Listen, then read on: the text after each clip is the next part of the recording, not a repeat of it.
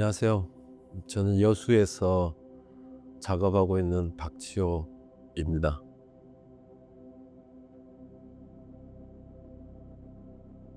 지금 최근 작업들이 대부분 그 몸을 통해서 제 작업에 대한 제 생각에 대한 이야기들을 풀어내고 있는데요.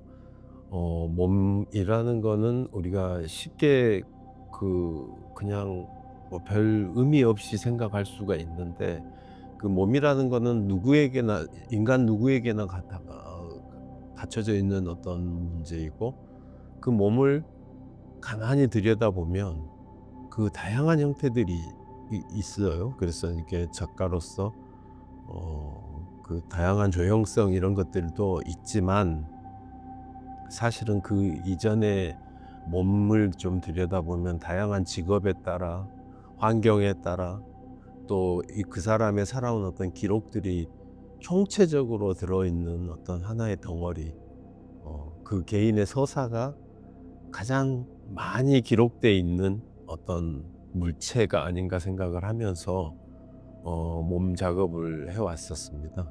지금 현재 몸이라는 덩어리를 그리고 있을 뿐이지만, 사실은 저는 인간의 모습을 그리는 작가로서 지금의 과정에, 지금의 시간에는 제가 몸을 그리고 있을 뿐이지, 그 이후에는 또 그 어떤 인간의 모습을 어떤 형태로 풀어나갈지는 아주 굉장히 열려 있는 입장이고, 이제 본격적으로 몸을 그 관객들한테 던진 거는 2014년부터거든요. 그래서 2014년 그 플로팅이라는 주제로 시장의 할머니들을 토르소라는 어떤 형태를 빌어서 그 인간의 내면의 상처를 최대한 그 사람의 그 어떤 서사를 기록하는 입장에서 작업을 해 왔고, 이후에도 계속 지금 반복해서 몸이라는 주제 속에서 작업을 하고 있는데, 저는 그 시장에 다니면서 이제 그 시장 보는 일들을 좀 했었어요. 근데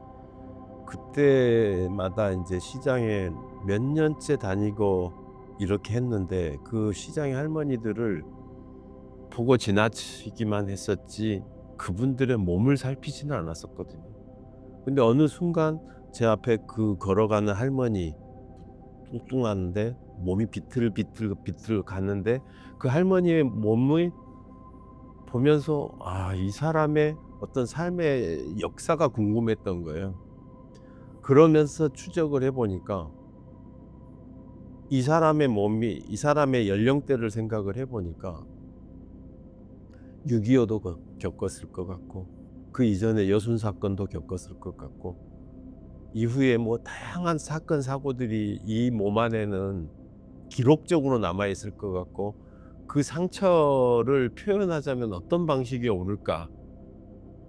어 익명의 몸인데 이거를 어떤 개인의 서사와 같이 합쳐 줄 수 있으려면 어떻게 해야 되나라는 생각을 가졌고, 그걸 시각적으로 가장 단순한 방법이면서 이 많은 이야기를 담을 수 있는 게 무언가 생각을 했었고, 본능적으로 저도 이렇게 그걸 토르소라는 형태를 빌어서 쓰게 됐습니다. 그래서 토르소라는 게 원래 완전한 형태를 만들어 놔서 그게 전쟁이나 뭐 어떤 여러 상황들에 의해서 깨지고 부서지는 어떤 파편의 덩어리 아닙니까?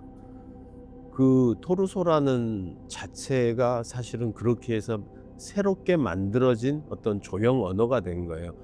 새로운 어떤 단어가 된 거죠. 명사가 된 거죠. 그거를 보면서 이 할머니의 몸은, 결국에는 마음은, 할머니의 마음은 이 토르소의 몸과 같이 정말 깨지고 파편의 덩어리다라는 생각을 하면서 그 토르소라는 형태를 빌어서 인간의 몸, 그러니까 몸을 표현한 거죠. 이 사람의, 할머니의 마음을 표현한 거죠. 그 어떤 살아온 궤적도 이야기하고, 몸 안에 들어있을 상처, 영혼의 상처, 이런 것들을 그 토르소라는 형태를 빌어서 작업을 했습니다.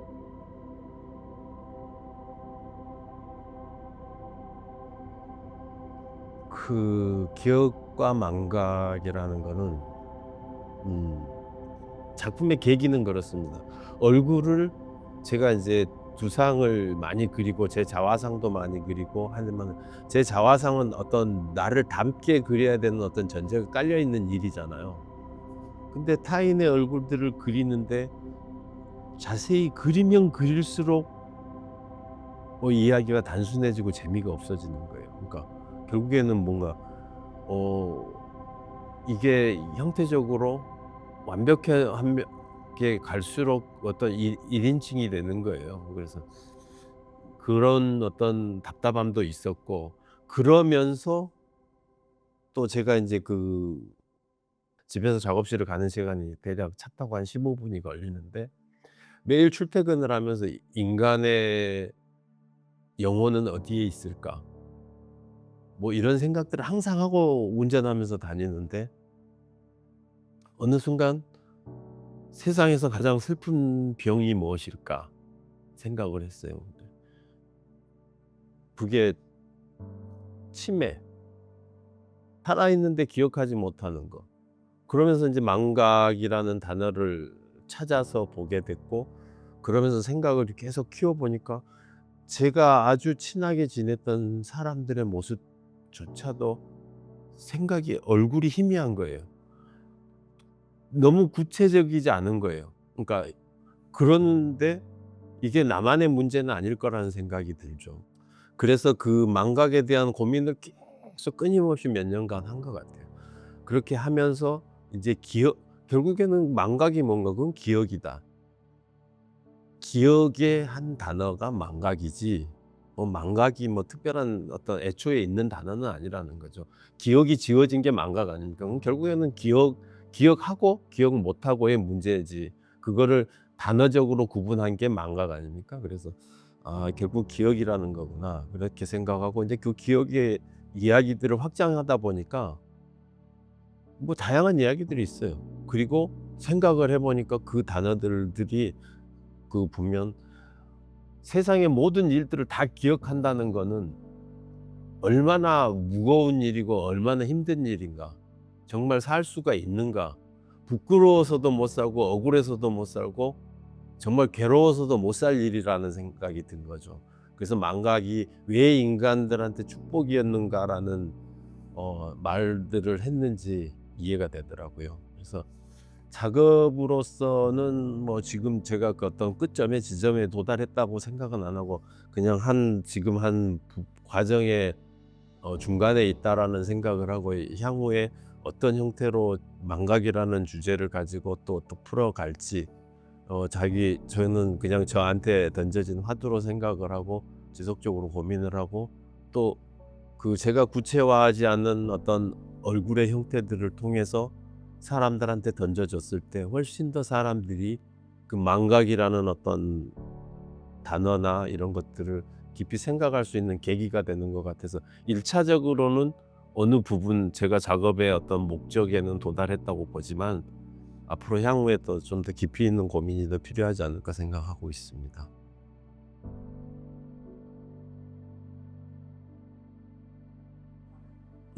제가 인제 일전에 변색동물이라는 작업과 그다음에 노젓바다라는 작업이 있습니다. 근데 그거는 인제 20 대, 20 대의 20대 말에 봤던, 제 시각으로 봤던 어떤 인간들의 부조리한 모습들, 변해 그냥 이익을 위해서 변하는 모습들, 그다음에 그 변색동물의 특징을 보자면 암수동체거든요. 그다음에 소와 말, 돼지, 꼬리 이런 것들이 다 그냥 혼종된 그런 변종들, 그러니까 변종들이라고 보시면 되죠. 그런 어떤 변형된 형태의 동물을 통해서 어떤 그 당시에 제 젊은 날에 20 대에 봤던 어떤 세상의 부조리한 이야기들을 담으려고 이야기를 했었는데, 인간의 모습들을 담기 위해서 작업을 했죠. 그리고 인제 그전에 첫 전시회가 노젓바다라는 전시회였는데,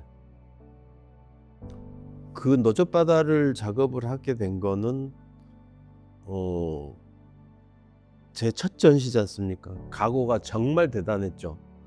그리고 무겁기도 했어요. 굉장히 무거운 이야기죠. 그래서 겁났죠. 20대 중반 좀 넘어서니까 27인가 같은. 정말 겁나는 항해를 시작하는데 제가 그 전시를 날을 받아 놓고 여수에 갑자기 내려가서 작업을 그걸 하기 위해서 작업을 하는데 정말 막막하고 뭘 보여야 될지 모르다가 바닷가에 있는 배 한 척에서 기대서 그냥 쉬다가 그 어떤 노예에 박혀 있는 쇠뭉치 하나를 발견한 겁니다. 가만히 저는 이제 태어난 곳이 섬이다 보니까 이 배가 가지고 있는 어떤 기능들이나 역할을 아니까 그 쇠뭉치가 보이는 거예요. 그래서 저게 이 배는 없으면 표류하는데, 그런 생각을 하면서 저는 정말 표류하지 않겠다, 부유하지 않겠다라는 각오를 가지고 첫 전시를 노젓 바다라고 했어요. 거기서 노젓은 나의 이야기지만 바다는 세상이었거든요. 그런데 어 그렇게 중심을 잡고 잘 가겠다고 마음을 먹었지만 사실은 지금 살아보니까 난 지금 시간이 한 30년 지났는데 결국에는 그 자체가 삶이라는 거는 결국 부유해야지 의미가 있는 거란 생각이 들어요. 그래서 다양하게 그 어떤 세상의 풍파를 겪고 그런 이야기들 속에서 삶이 풍부해지고, 그러니까 상처로 인해서 사람은 성숙하는 거라 생각을 해요. 그래서 지금 제가 그 첫 전시에서 흔들리지 않고 작업을 하겠다, 나는 중심을 잘 잡겠다, 뭐 이런 모든 각오들이, 물론 그런 각오들이 저를 지키는데 크게 도움은 됐을 거예요. 작가로서의 그 어떤 심지를 잃지 않기 위해서 노력을 했던 건 사실이니까, 그걸 그 초심을 잃지 않기 위해서 애를 쓴 건 사실이니까.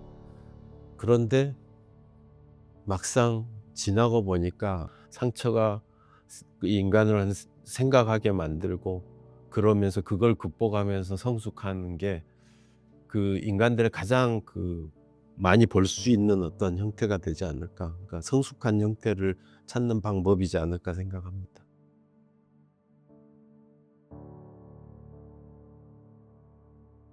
제가 그 드로잉이라는 거는 가장 작가들이 사심 없이 자유롭게 행할 수 있는 어떤 행위라고 생각하고, 겁 없이 던질 수 있는 망쳐도 좋은 가장 일차적인 작업이라고 생각하거든요. 그리고 어 아울러 어떤 상황에서든지 그릴 수 있는 게 드로잉이라 생각을 해요.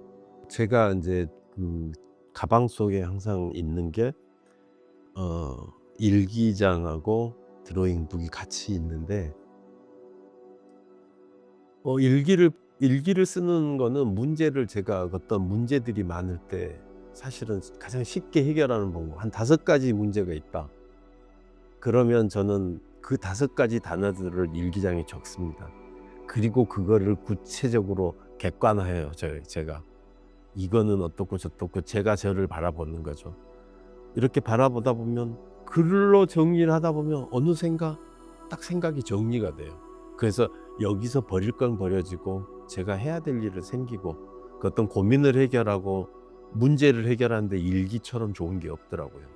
일기는 뭔가, 일기와 드로잉은 상당히 좀 반대의 개념이 있다고 봐요. 그러니까 이거는 생각을 축소시키는 부분이 있어요, 일기는. 근데 드로잉은 생각을 확대시켜요. 그러니까 상상을 확대시키고 사고를 치죠. 점점 크게, 점점 더 뭐 다양한 형태를 만들거나 이렇게 되는데, 일기는 복잡한 이야기를 차곡차곡 정리를 시켜주고 저에 대한 어떤 생각을 마무리를 지어주니까, 그 고민을 갈무리를 지어주니까 상당히 그 어떤 반대의 그 2가지를 다 저는 항상 가방 속에 같이 넣어 갖고 다닌다 생각하면서 작업을 하고 있습니다.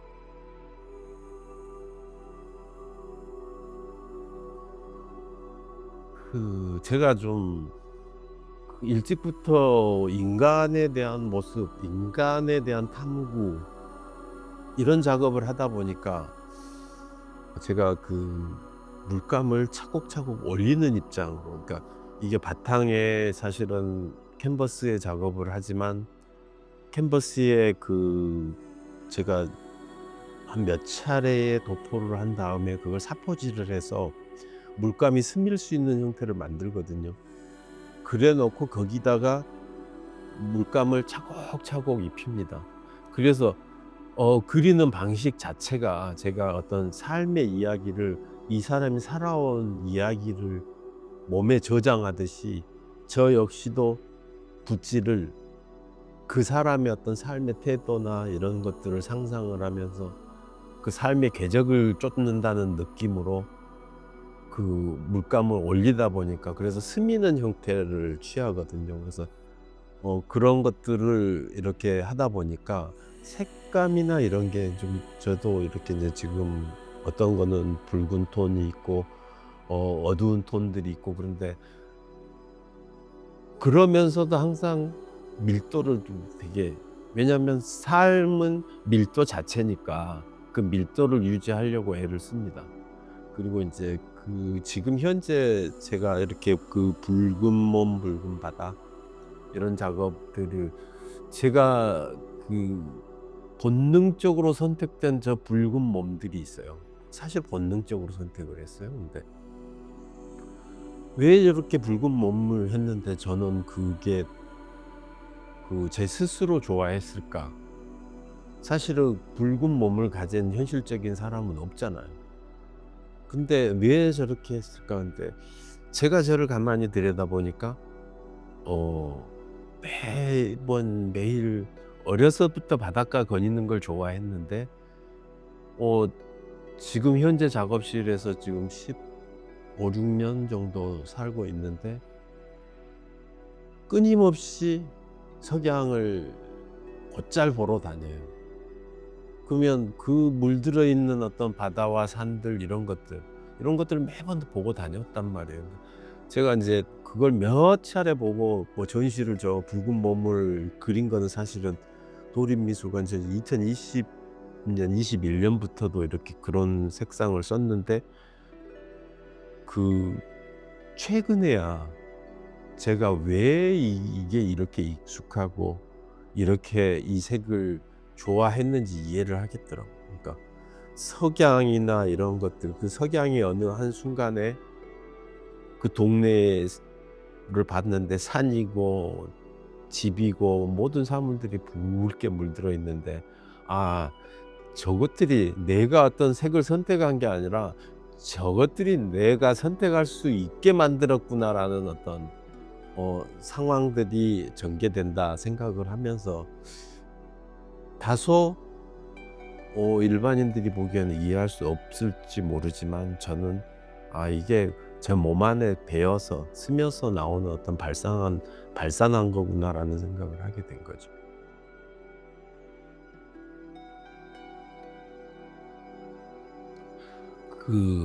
도립미술관에서 전시를, 큰 공간에서 굉장히 어두운 톤으로 전시를 했고, 또 평면 드로잉을 파티션으로 해가지고 굉장히 난잡한 구조로 이렇게 동선을 좀 헷갈리게 만들어 놓고 불편하게 거슬리게 해놨는데 상당히 반응들이 불편해하지 않더라고요.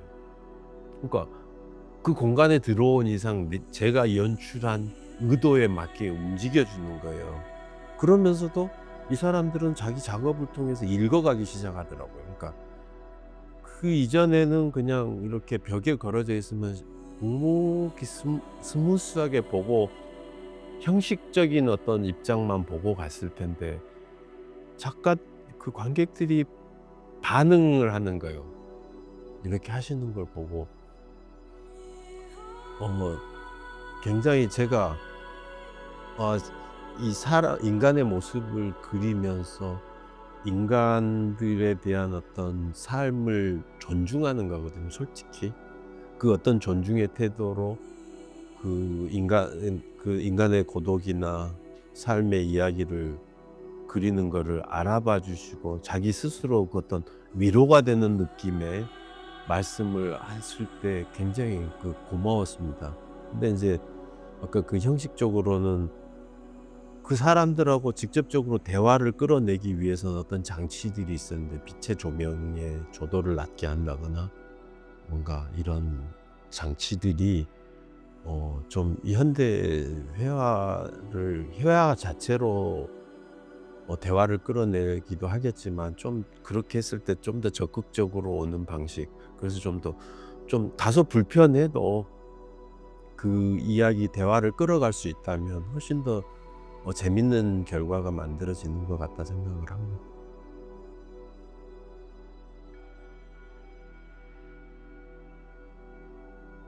그러니까 어차피 인간을 주제로 하는 거는 영원히 같이 가져갈 것 같아요.